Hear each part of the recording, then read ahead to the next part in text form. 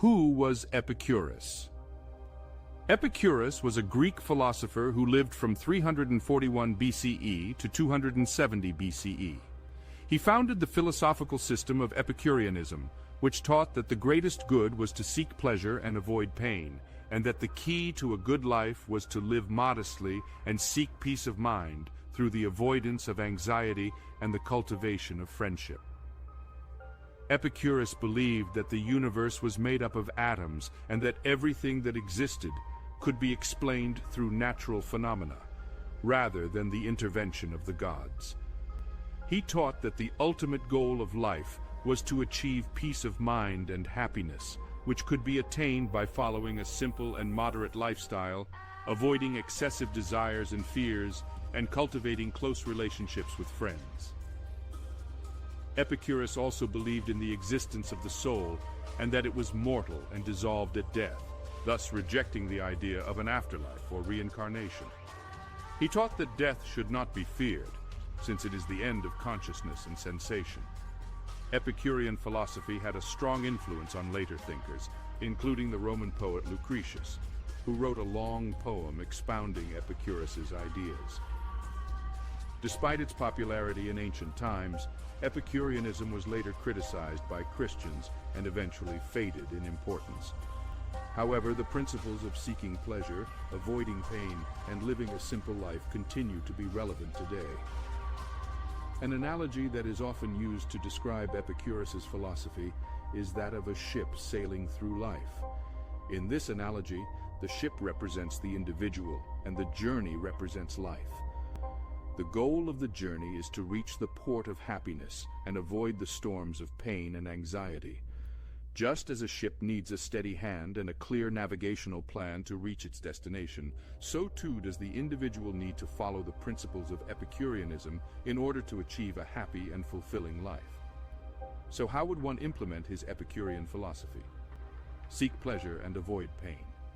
This means striving for a life of happiness and contentment, and avoiding situations that cause stress, anxiety, or unhappiness.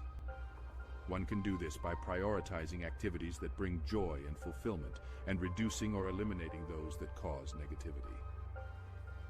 Live modestly.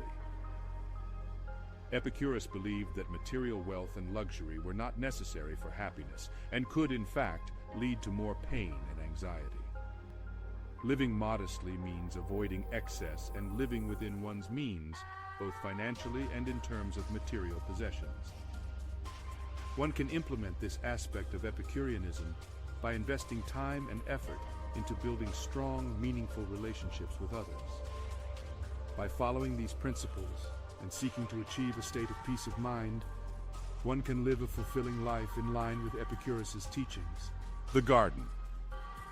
This refers to the school of philosophy founded by Epicurus in Athens, Greece.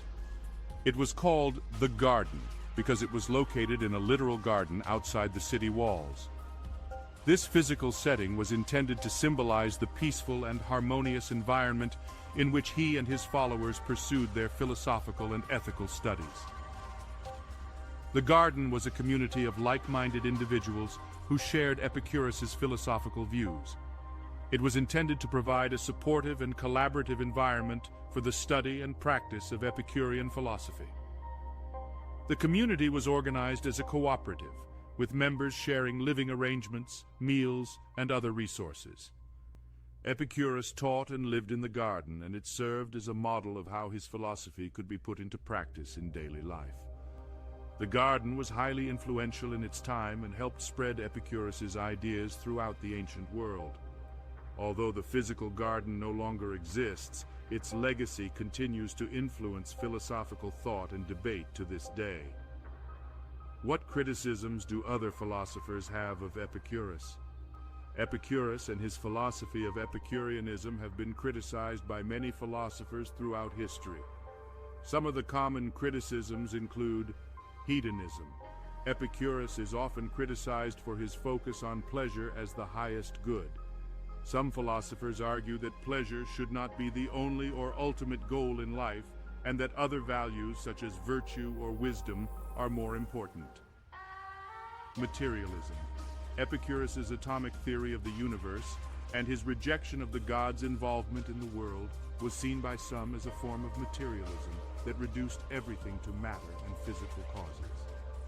This view was criticized by those who believed in a spiritual or divine dimension to reality. Death denial. Epicurus's teachings that death is the end of consciousness and sensation, and that it should not be feared, have been criticized by those who believe in an afterlife or reincarnation. They argue that death is not the end, but rather a transition to a new state of existence. Some have argued that Epicureanism is too narrow in its focus on individual pleasure and contentment, and that it neglects the social and political aspects of life. Despite these criticisms, Epicurus's ideas have had a lasting impact and continue to be studied and debated by philosophers today. What do you think? Please comment below. We hope you found this video helpful. As you continue on your journey towards a happy and fulfilling life, don't forget to like and hit that subscribe button to stay updated. Thank you for watching.